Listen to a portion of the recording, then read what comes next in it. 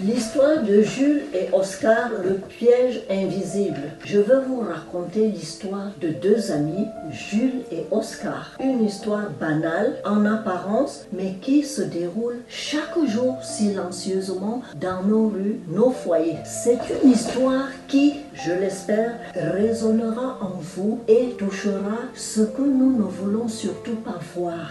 Jules et Oscar étaient inséparables, deux âmes jeunes, pleines de rêves. Ils naviguaient ensemble dans la vie. Jules, depuis un moment, avait un compagnon discret mais fidèle, l'alcool. Ce n'était jamais grave, juste une bière pour décompresser, un verre pour fêter, une bouteille pour oublier. Oscar, lui, buvait peu. Il voyait Jules s'enfoncer dans le cœur serré, parfois inquiet.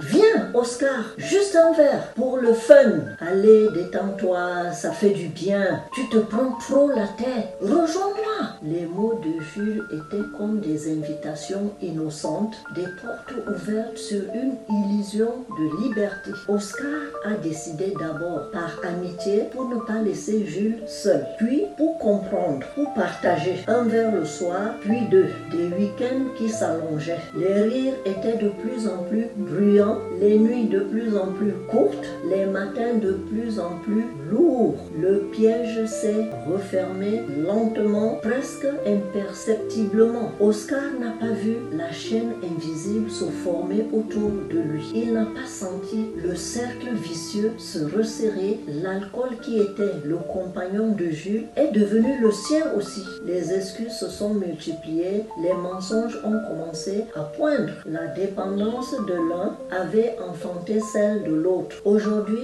Jules et Oscar marchent toujours côte à côte, mais leurs pas sont moins assurés. Leurs yeux sont parfois voilés, non plus par la joie de l'amitié, mais par la fatigue du combat ou par la résignation.